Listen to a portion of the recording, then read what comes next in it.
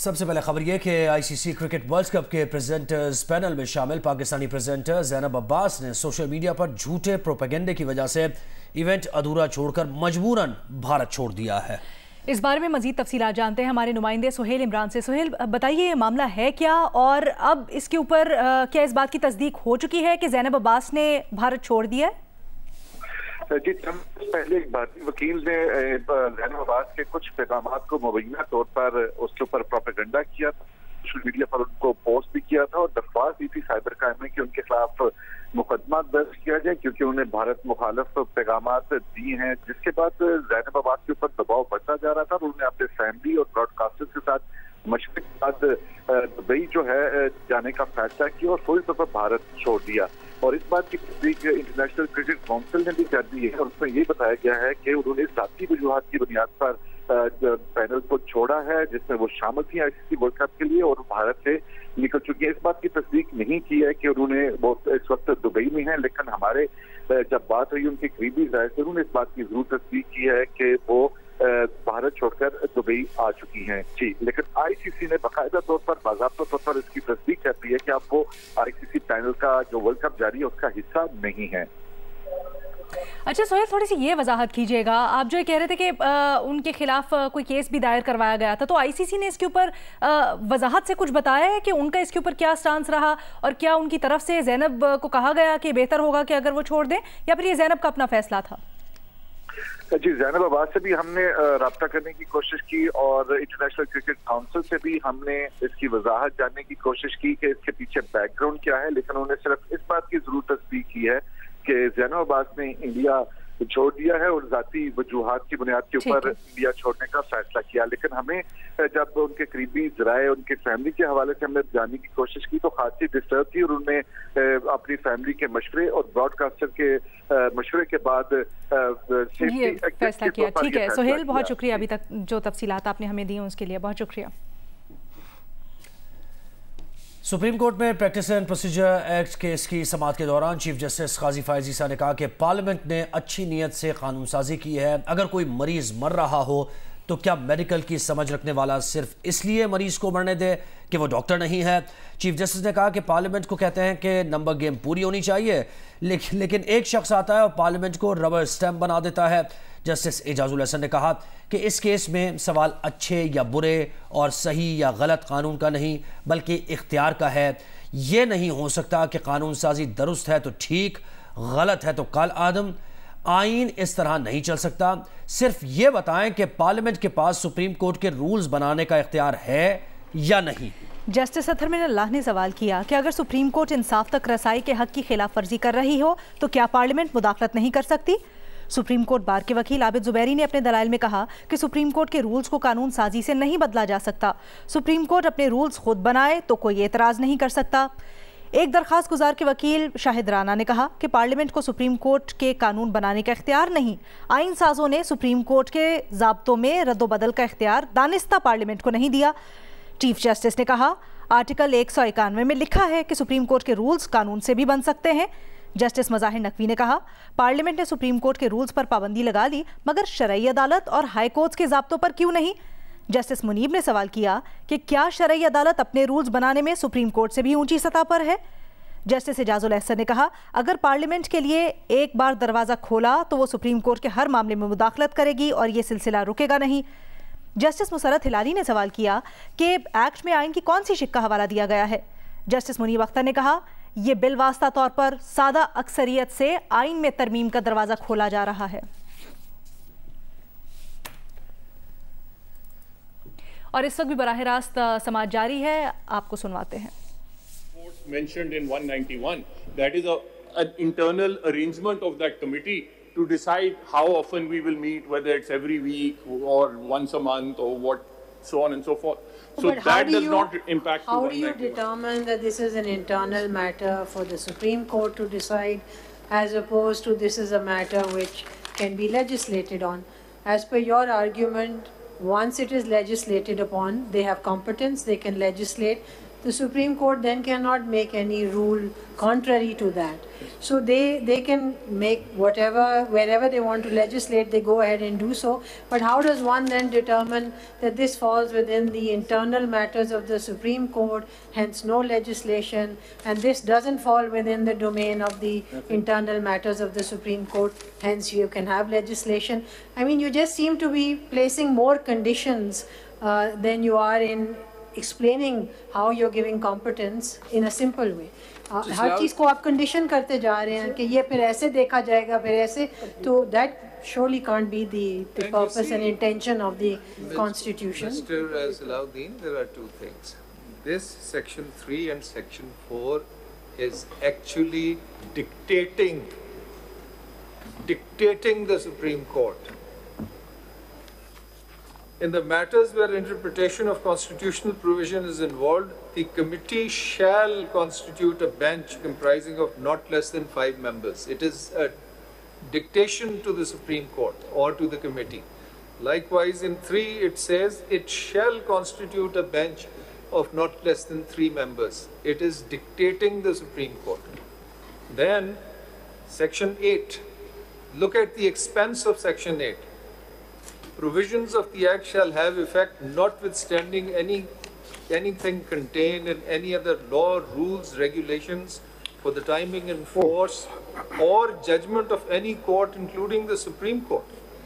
Now, where the Supreme Court has interpreted the Constitution, as I earlier said, and has set down certain rules or has interpreted the constitutional provisions, this Act, 8 Section Act, I mean, it wipes away everything and goes on to dictate the Supreme Court as to how to conduct its business. If this is not a violation of the principle of separation of powers in the independence of the judiciary, what else is? Lord, firstly, I'll submit that Section 8 is the kind of non-obstante clause that is present in numerous statutes. Now, the thing that is to be seen, and I agree with your lordships, that if your lordships have interpreted the Constitution, Parliament cannot change that interpretation.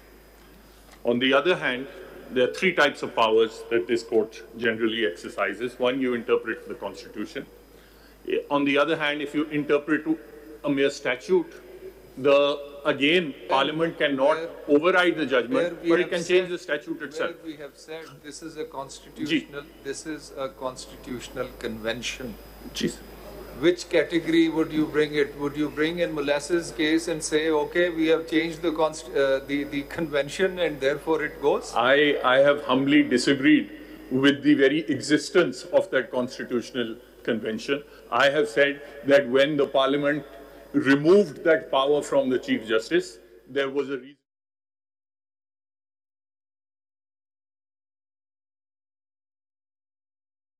One dictation provision. When you're dictating, the Parliament is dictating the committee. It could have dictated the Chief Justice. It is now dictating 3 judges.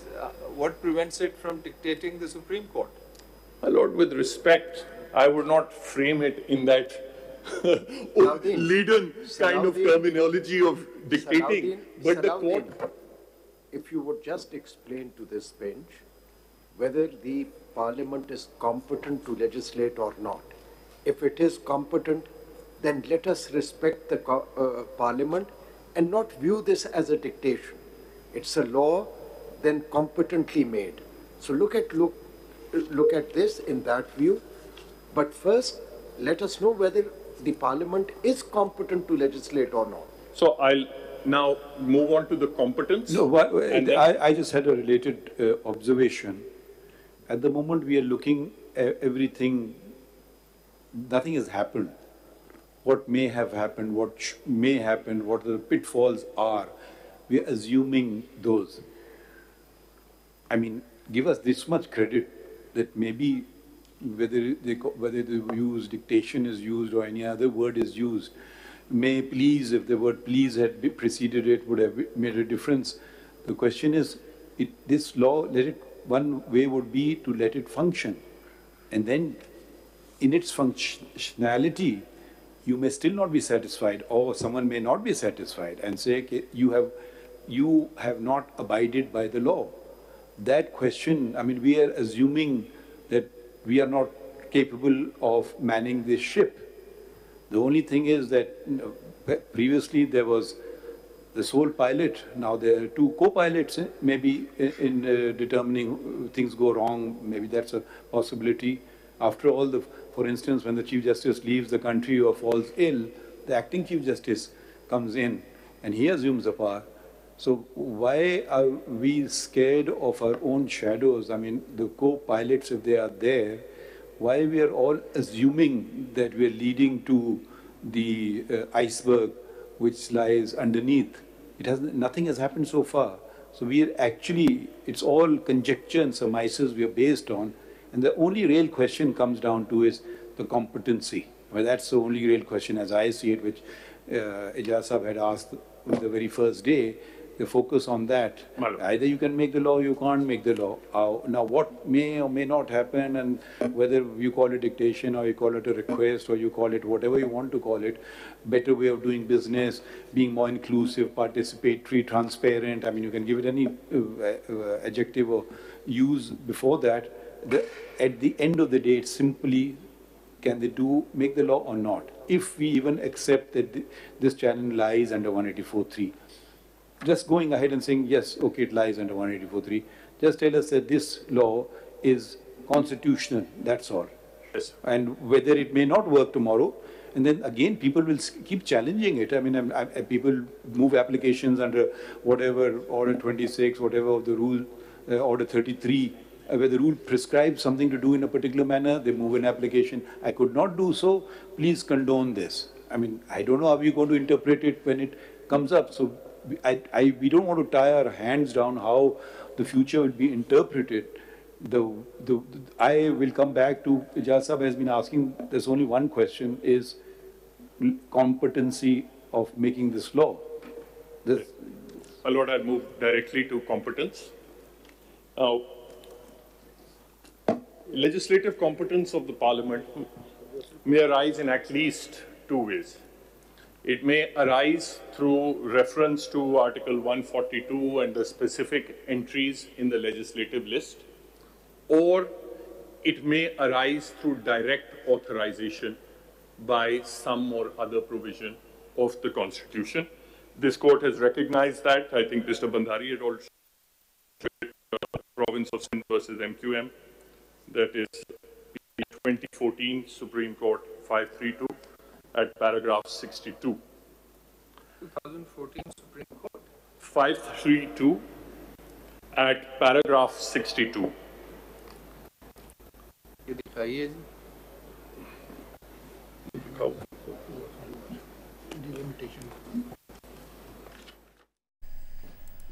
Supreme court practice and procedure act के खिलाफ दरखास्तों पर full court समाअत इस वक्त जारी है। मुस्लिम league नून के वकील सलाउद्दीन अहमद इस वक्त दलाइल दे रहे हैं और फुल कोर्ट उनसे सवालात कर रही है अपना रुझान क्लियर करने के लिए। और इसी समाअत के दौरान दलाइल के लिए वक्त न देने पर दरख्वास्त गुजार के वकील इम्तियाज सिद्दीकी ने चीफ जस्टिस काजी फायज़ ईसा से एहतजाज किया। इम्तियाज सिद्दीकी ने कहा कि उन्हें ना सुनना नाइंसाफ़ी है। जनाब चीफ जस्टिस, आप दरख्वास्त गुजारों के वकला से रवैया ठीक नहीं है। ख्वाजा तारिक रहीम आज सुप्रीम कोर्ट नहीं आए हैं। जस्टिस काजी फायज़ ईसा ने कहा कि आखिर तमीज़ से भी बात की जा सकती है, इसमें क्या हर्ज है, और क्या तारिक रहीम ने आपको ये पैगाम पहुँचाने का कहा है? उस दिन चले गए थे। Please don't interrupt. Attorney general, will you lead the arguments और will you respond to the arguments? Yes, I will respond, my lord. Mr. Sir, this is very unfair. My lord, the Chief Justice, is very unfair.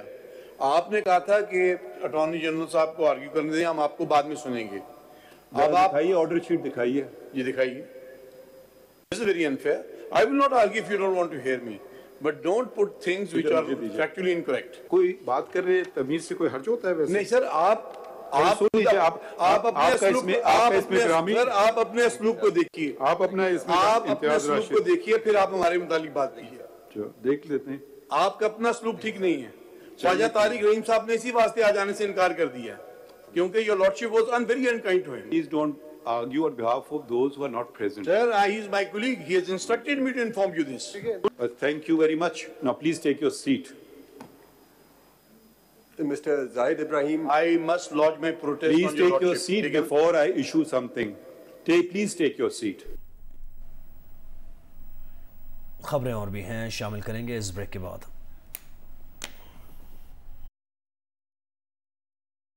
Israeli फ़ौज की जानिब से गज़ा पर फ़ज़ाई हमलों का सिलसिला तीसरे रोज़ भी जारी है। हफ्ते को हमास के हमलों से शुरू होने वाली लड़ाई में 700 से ज़ायद इसराइली मारे जा चुके हैं।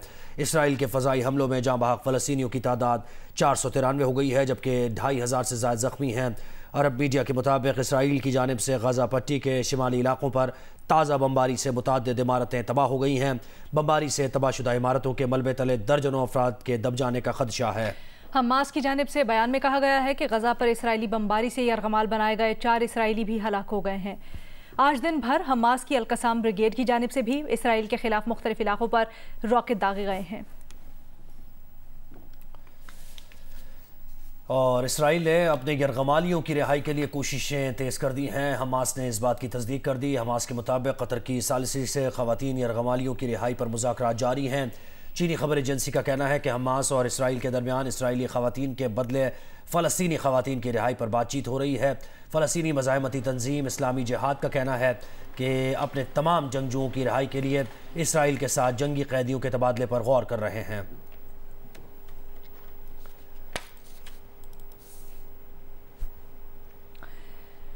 माशियात का नोबेल इनाम अमरीकी माहिर मईशत क्लॉडिया गोल्डन के नाम रहा। क्लॉडिया गोल्डन को नोबेल इनाम लेबर मार्केट में ख़वातीन के किरदार को समझने में मदद देने पर दिया गया है। माशियात का नोबेल इनाम अमरीकी माहिर मईशत क्लॉडिया गोल्डन के नाम रहा है और क्लॉडिया को ये नोबेल इनाम लेबर मार्केट में ख़वातीन के किरदार को समझने में मदद देने पर दिया गया है।